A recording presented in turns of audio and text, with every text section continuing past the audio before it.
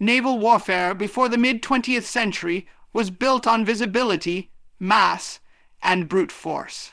Fleets searched for one another across open water.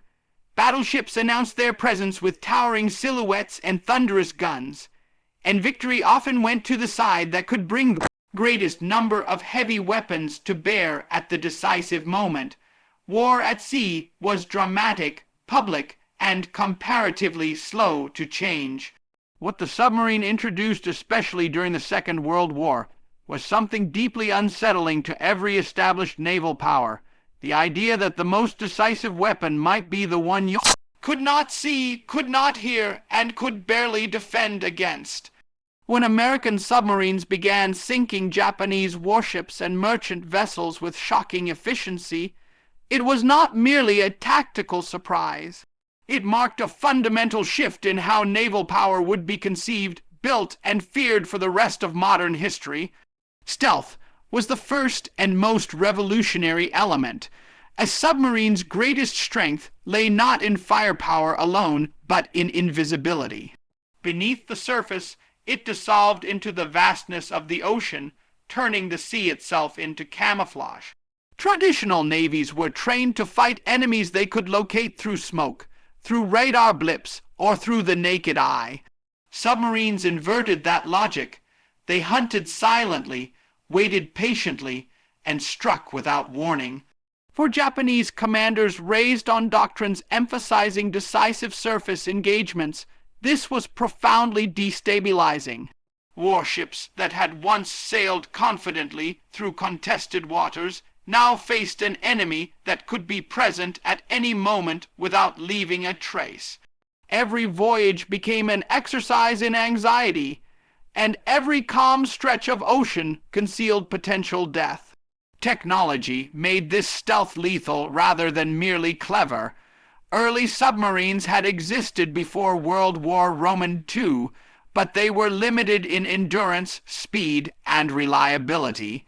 By the time American submarines were fully deployed in the Pacific, advances in propulsion, hull design, batteries, and onboard systems had transformed them into true long-range predators. Improved diesel engines allowed for extended patrols deep into enemy-controlled waters. Stronger pressure hulls enabled deeper dives, making detection and destruction far more difficult. The ocean was no longer just a battlefield. It was a three-dimensional environment in which submarines could exploit depth as effectively as surface ships exploited speed. Detection technology also evolved rapidly, but not evenly. Surface fleets relied on sonar, visual spotting, and later radar. Yet these systems were imperfect, especially in the chaotic, noisy environment of wartime seas. A skilled submarine crew could exploit thermal layers, background noise, and darkness to remain hidden even when enemy ships suspected danger. This imbalance between the submarine's ability to hide and the surface fleet's limited ability to find created a strategic asymmetry.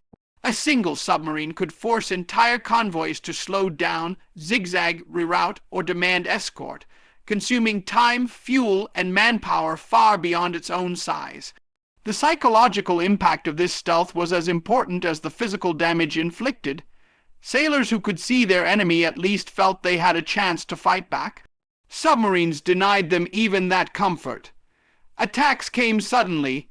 A distant explosion, a violent shudder, water rushing in. Survivors often reported never seeing what hit them. This sense of helplessness eroded morale and confidence, particularly in navies unprepared for sustained undersea warfare. For Japan, whose maritime strategy depended heavily on secure sea lanes to supply its far-flung empire, the realization that those routes were fundamentally vulnerable was devastating. Torpedo technology turned stealth into decisive force.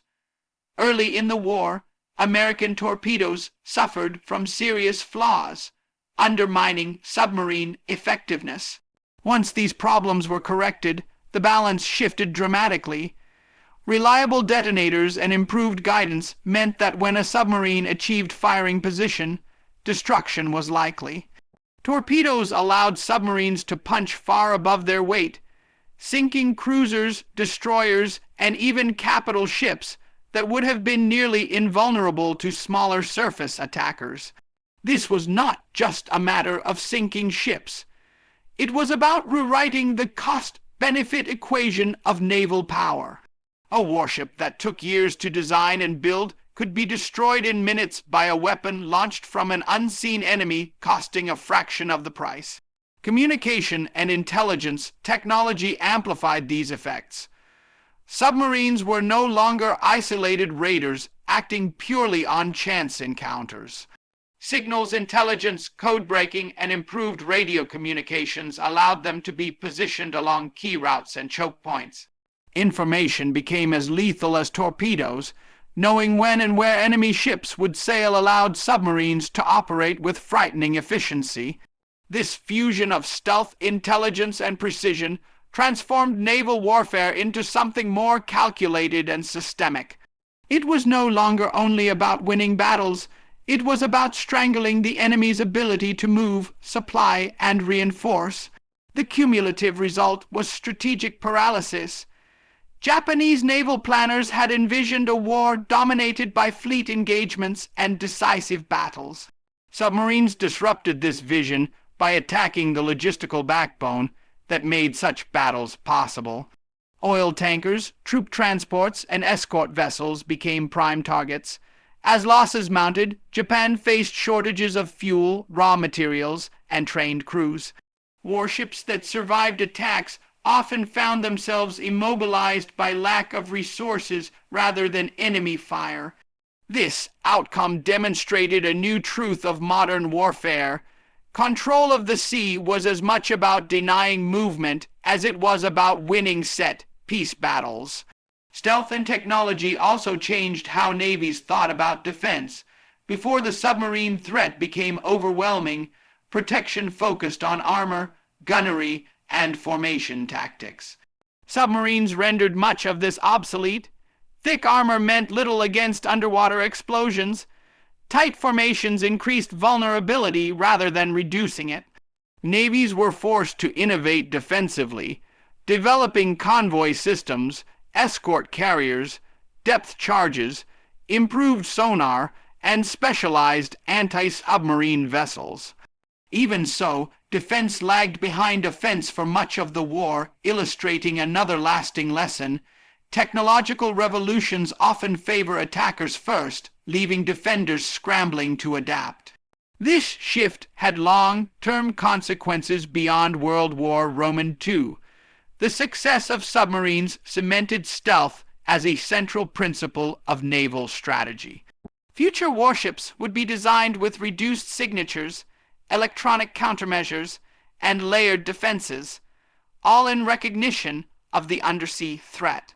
Submarines themselves continued to evolve, eventually becoming nuclear-powered platforms capable of remaining submerged for months and launching weapons of unimaginable destructive power. The logic that began with diesel submarines stalking Japanese convoys ultimately led to ballistic missile submarines forming the backbone of nuclear deterrence. Stealth was no longer just a tactical advantage. It became a cornerstone of global security strategy. Equally important was the cultural shift within navies. The submarine force demanded a different kind of sailor patient, technically skilled, comfortable with isolation and uncertainty. Success depended less on visible heroics and more on discipline, training, and mastery of complex systems. This emphasis on professionalism and technology over spectacle reshaped naval identity. Victories were measured not in dramatic engagements witnessed by the world, but in tonnage sunk, supply lines severed, and pressure applied silently over time. The episode of an American submarine devastating multiple enemy warships in a matter of days symbolized this transformation. It demonstrated that dominance at sea no longer belonged solely to the biggest fleet or the most imposing ships. Instead, it belonged to those who could integrate stealth, technology, intelligence, and human skill into a coherent whole. Japan's shock was not simply the loss of ships, but the realization that the rules it had relied upon were no longer valid. The ocean had become an environment where invisibility could be more powerful than armor, and patience more decisive than firepower. In the end, stealth and technology did not merely change naval warfare, they redefined the meaning of power at sea. The submarine proved that control could be exerted quietly, persistently, and at a distance, without dramatic confrontations or visible dominance. This lesson continues to shape naval strategy today, where unseen forces patrol beneath the waves, influencing global affairs without ever breaking the surface. What began as a shocking wartime innovation became a permanent feature of modern warfare, ensuring that the most important battles at sea are often the ones no one ever sees. Leadership and crew discipline are often spoken of as abstract virtues, but in the unforgiving environment of submarine warfare, they became concrete forces that decided whether a fleeting opportunity vanished or turned into irreversible destruction. Inside a steel cylinder submerged beneath hostile waters, leadership was not a matter of rank alone. It was the daily, hourly practice of judgment under pressure, the ability to shape fear into focus, and the discipline to execute complex actions flawlessly when a single mistake could mean death. In the episode where an American submarine managed to devastate multiple enemy warships in an extraordinarily short span of time, it was not luck or technology alone that made the difference. It was the human system aboard the vessel, how the commander thought, how the crew trusted him, and how discipline transformed chaos into coordinated violence. The submarine commander carried an immense psychological burden. Unlike surface captains who could see the horizon and maneuver in open space, a submarine skipper operated largely blind, interpreting the world through instruments, sound, and fragments of information. Leadership in this context began long before contact with the enemy. It was built through training, through drills repeated until muscle memory replaced hesitation, and through the cultivation of a command climate where every sailor understood both his task and its purpose. The captain's role was to create clarity in an environment defined by uncertainty. When the moment came to act, there could be no confusion about who gave orders, how those orders were carried out, or why they mattered. Discipline was not merely about obedience, it was about precision. Submarine operations demanded exact timing, silent movement, and flawless coordination. Valves had to be opened and closed in the right sequence. Depth had to be adjusted by feet, not yards. Torpedoes had to be loaded, set, and fired according to carefully calculated solutions.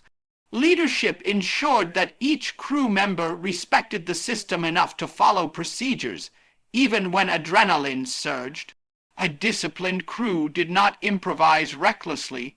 They trusted the process because they trusted the leader who had insisted on that process day after day. When opportunity appeared, often suddenly and unexpectedly, it tested the entire command structure. Enemy warships did not politely announce their presence. They emerged on sonar as faint contacts or were glimpsed through a periscope for seconds at a time. In such moments, a lesser leader might hesitate or rush, letting fear or excitement distort judgment. The successful commander instead demonstrated calm decisiveness. He assessed the situation rapidly, prioritized targets, and issued clear, concise orders. His composure transmitted itself to the crew. In the cramped control room, voices stayed steady, movements stayed efficient, and the submarine became a single organism responding to a unified will. Crew discipline amplified leadership by reducing friction. Every sailor knew his station and performed it without needing constant supervision. The sonar operator tracked contacts with relentless focus, reporting bearings and speeds with accuracy born of practice. The torpedo crew prepared weapons methodically, resisting the urge to hurry despite knowing that seconds mattered. The helmsman maintained depth and course with delicate control, understanding that even a slight error could expose the submarine or ruin the firing solution. This collective discipline allowed the commander to think strategically rather than micromanage details. He could focus on positioning, timing, and escape because he trusted his crew to handle execution. Trust was the invisible currency of effective leadership. The commander trusted his crew to perform, and the crew trusted the commander to make sound decisions. This mutual confidence did not arise spontaneously in combat. It was earned through consistent behavior. Leaders who listened, who explained their reasoning during training, and who shared responsibility for outcomes built credibility. When battle came, orders were followed not out of fear, but out of belief. The crew believed that the commander's choices maximized their chances of survival and success, even when those choices involved great risk. The transformation of opportunity into destruction depended heavily on restraint as much as aggression. Discipline meant knowing when not to fire, when to wait, and when to disengage. In submarine warfare, impatience could be fatal. A premature attack might reveal the submarine's position, allowing enemy escorts to counterattack. Effective leadership enforced patience. The commander waited until conditions were optimal, until targets aligned, ranges closed, and angles improved. The crew, disciplined and alert, maintained silence and readiness during these tense intervals. The eventual attack, when it came, was devastating precisely because it was controlled. Once the first torpedoes were launched and explosions echoed through the hull, leadership faced its next test. Success brought new dangers. Enemy forces reacted quickly, deploying depth charges and evasive maneuvers. The submarine had to escape while remaining combat effective, sometimes preparing additional attacks even as it was hunted. Here, discipline prevented panic. Each sailor continued his duties amid violent shaking and noise, guided by procedures drilled into them during countless exercises. Leadership manifested in steady commands and the refusal to succumb to chaos. The commander acknowledged the danger without dramatizing it, keeping communication factual and purposeful. The psychological dimension of leadership was especially critical during prolonged engagements. Hours or days of continuous operations exhausted the crew. Sleep was scarce, nerves were frayed, and mistakes became more likely. A strong leader managed this strain by rotating watches intelligently, encouraging brief moments of rest, and maintaining morale through confidence rather than false bravado. He reminded the crew of their competence and of the importance of their mission.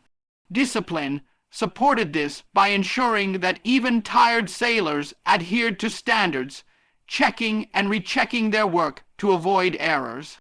Leadership also involved ethical clarity. Decisions about targeting and engagement carried moral weight, even in total war. A commander who demonstrated respect for the seriousness of taking lives reinforced a culture of professionalism rather than cruelty. This professionalism strengthened discipline. The crew saw themselves not as reckless destroyers, but as skilled practitioners of a demanding craft. Their pride lay in doing their job correctly, efficiently, and within the boundaries set by their command. Such a mindset reduced reckless behavior and kept focus on mission objectives. As opportunities multiplied, multiple enemy ships in proximity, confusion spreading among adversaries, the temptation to overextend grew.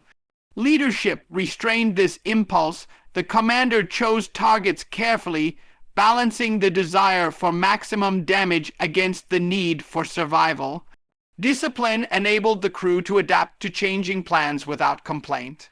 If orders shifted mid-operation, they adjusted instantly, trusting that the commander's broader perspective justified the change.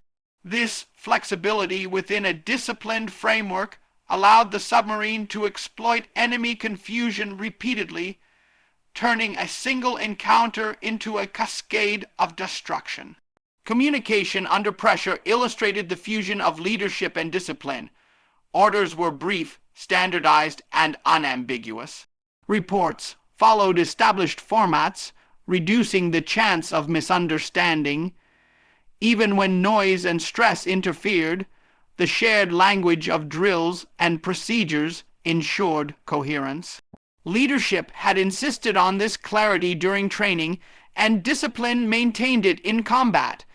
The result was a tempo of operations that outpaced the enemy's ability to respond. The aftermath of each attack revealed another aspect of leadership.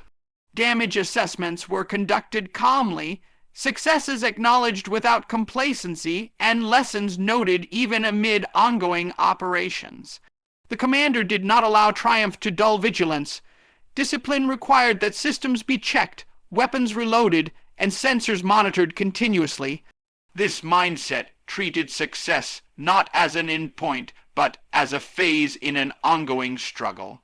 By sustaining this posture, the submarine remained lethal across multiple engagements rather than expending itself in a single burst of action. The cumulative effect of leadership and discipline reshaped the balance of power in that brief window of time. Enemy commanders, confronted with losses occurring rapidly and seemingly without warning, faced confusion and fear. Their formations broke down, coordination suffered, and defensive measures became reactive rather than proactive. Meanwhile, inside the submarine, leadership maintained initiative. The crew operated from a position of psychological advantage, confident in their ability to strike and evade. Opportunity did not slip away because the human system aboard the vessel was designed to seize it. This episode underscored a broader truth about warfare. Technology creates possibilities, but leadership and discipline decide outcomes. The submarine's stealth and weapons were only tools. Without a commander capable of orchestrating their use and a crew disciplined enough to execute flawlessly, those tools would have achieved little. The destruction of multiple warships in such a short time was not an accident of history. It was the predictable result of a command culture that valued preparation, trust, and controlled aggression. In reflecting on this event, one sees that leadership was not a singular heroic act, but a continuous process. It was present in every drill conducted before deployment, every standard enforced during routine operations, and every decision made under pressure. Discipline was not rigid inflexibility but reliable consistency, the ability to perform complex tasks correctly regardless of circumstances. Together, they formed a force multiplier more powerful than any single weapon system. The story also reveals how leadership shapes memory and legacy. The crew carried the experience with them for the rest of their lives, defined not only by the enemy ships destroyed, but by the professionalism with which they carried out their mission. Their confidence in leadership validated the hardships they endured. Discipline gave meaning to their sacrifices, framing them as part of a coherent effort rather than random suffering. This shared understanding bonded the crew long after the war ended. Ultimately, the transformation of opportunity into destruction in this naval episode was a human achievement. Steel engines and explosives mattered, but they were inert without direction. Leadership provided that direction, and discipline ensured it was followed with precision. In the silent depths of the ocean, where visibility was limited and danger omnipresent, these qualities turned a fleeting tactical chance into a decisive blow. The lesson endures. When leadership is clear and discipline is deep, even a small force can unleash consequences far beyond its size, reshaping the course of events in a matter of hours. The most enduring impact of a sudden naval strike is rarely confined to the steel sunk beneath the waves or the tonnage erased from a fleet register. Long after wreckage settles on the seabed, the deeper consequences reverberate through minds, institutions, and strategic assumptions. In wartime Japan, where naval power was intertwined with national pride, imperial destiny, and the belief in technological and moral superiority at sea, the psychological shock of losing multiple warships in rapid succession struck far harder than the material damage alone. It fractured confidence, distorted decision making, and exposed vulnerabilities that no amount of steel plating or industrial output could immediately repair. In this sense, the shockwaves rippling through the Japanese command structure, the sailor corps, and the civilian imagination outweighed the immediate physical losses, reshaping the trajectory of naval warfare in the Pacific. Before such blows, the Japanese Navy had cultivated an image of near invincibility. Its officers were heirs to victories like Tsushima, where the annihilation of a great fleet had cemented the belief that Japan possessed a unique martial spirit and tactical brilliance at sea. This confidence was reinforced by years of rigorous training, technological innovation, and a doctrine that emphasized decisive battle. Ships were not merely tools of war, they were symbols of imperial strength and proof that Japan could stand toe-to-toe with any Western power. When multiple warships were destroyed in a short span of time by an unseen enemy, it was not simply a loss of hulls and guns.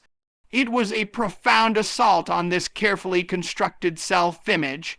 The shock lay in the sudden realization that the ocean was no longer a controlled arena where skill and courage guaranteed victory. The enemy did not announce itself with grand fleet maneuvers or thunderous broadsides. Instead, destruction came silently from below the surface, with little warning and no opportunity for honorable engagement. For sailors trained to expect battle as a test of valor and discipline, this was deeply unsettling. Survivors spoke not only of explosions and fire, but of the haunting sense that the sea itself had turned hostile. The psychological burden of knowing that death could strike at any moment, without visible cause, gnawed at morale in ways that the loss of a single ship never could. At the command level, the impact was equally corrosive.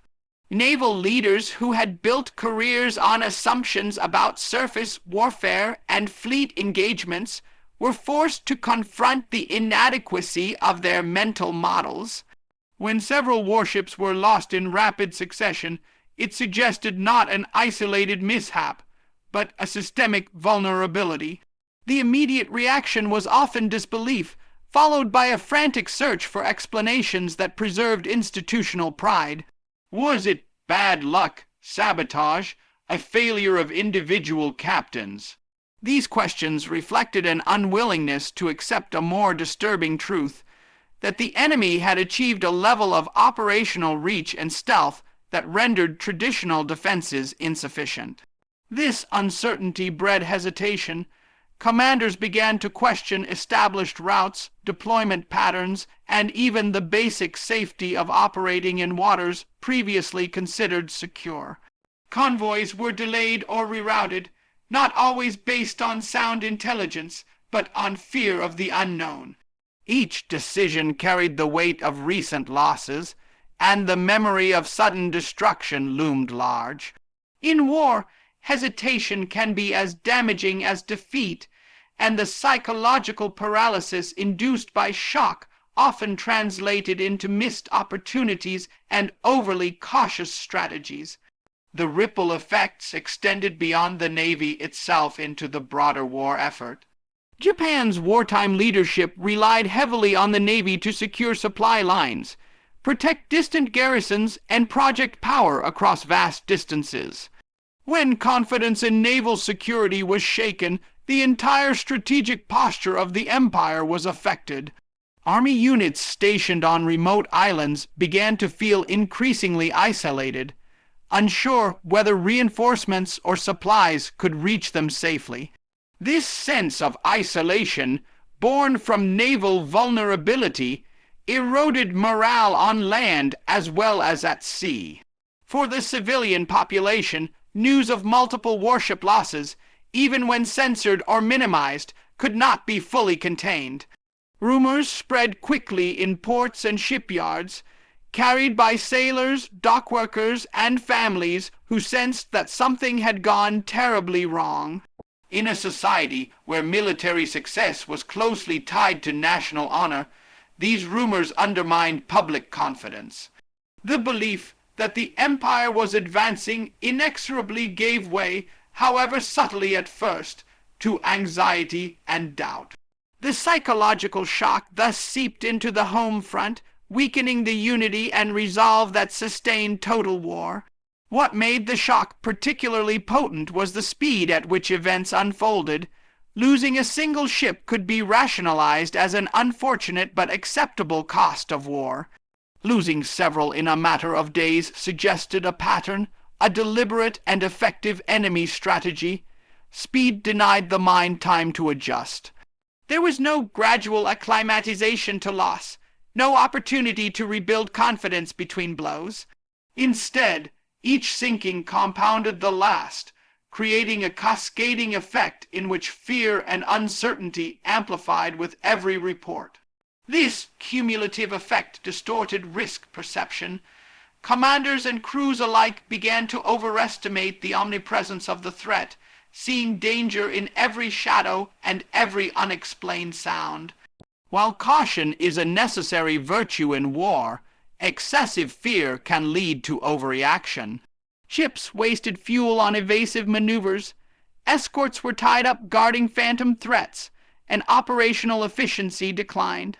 The enemy, by striking fear as much as steel, forced Japan to expend resources responding to psychological pressure rather than pursuing strategic objectives.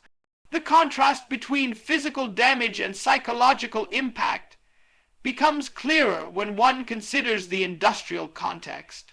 Japan, though strained, could in theory replace some lost ships over time. Shipyards could be expanded, new hulls laid down, and damaged vessels repaired. Psychological damage, however, was far harder to repair. Confidence once broken does not return with the launching of a new ship. It requires a restoration of belief in doctrine, leadership, and the predictability of the environment.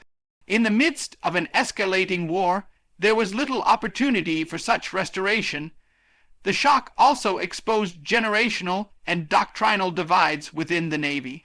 Younger officers, more open to new technologies and unconventional tactics, often saw the losses as evidence of the need for adaptation.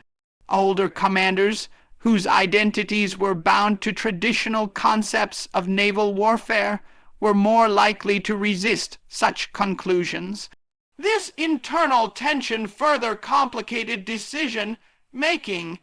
Debates over resource allocation, training priorities, and tactical doctrine became charged with emotion as each side grappled with the implications of recent trauma. On a human level, the psychological toll on individual sailors cannot be overstated. Those who survived attacks carried vivid memories of sudden violence, the screams of shipmates, and the terrifying struggle to escape sinking vessels. These experiences followed them into subsequent missions, coloring every watch and every moment at sea. Even sailors who had not yet faced attack absorbed the stories and sensed the fear in their comrades. The ocean, once a place of duty and pride, became a source of constant anxiety. This pervasive fear eroded the cohesion and confidence that are essential for effective naval operations. The enemy understood, whether explicitly or intuitively, that fear was a weapon. By striking unexpectedly and disappearing without a trace, It created an aura of omnipotence. The perception that the enemy could be anywhere at any time magnified its actual numbers and capabilities in the minds of its opponents. This psychological multiplier effect meant that a relatively small force could exert influence far beyond its physical strength. In this way, the psychological shock indeed outweighed the physical damage, turning limited tactical success into strategic leverage. Over time, the cumulative psychological strain contributed to a broader sense of inevitability. As losses mounted and the enemy's reach seemed to grow, optimism gave way to fatalism among some segments of the Navy. This shift in mindset subtly altered behavior, reducing the aggressiveness and initiative that had once characterized Japanese naval operations. When a force begins to expect loss rather than victory, its actions inevitably reflect that expectation. In retrospect, the sinking of multiple warships in rapid succession can be seen as a turning point not because it crippled Japan's navy overnight, but because it shattered the illusion of control. The sea, once a stage for decisive battle, became an unpredictable and hostile domain. This loss of psychological mastery over the environment had consequences that rippled outward, influencing strategy, morale, and national confidence. Steel can be replaced, ships can be rebuilt, but the sudden realization that one's assumptions are fatally flawed is far more difficult to overcome. Thus, the true legacy of such attacks lies not in the wreckage left behind, but in the minds forever altered by the experience. The psychological shock lingered long after the physical damage was repaired or written off, shaping decisions and attitudes in ways that ultimately influenced the course of the war. In the unforgiving calculus of conflict, it proved that fear, uncertainty, and shattered confidence can be as destructive as any torpedo or shell, and often far more enduring.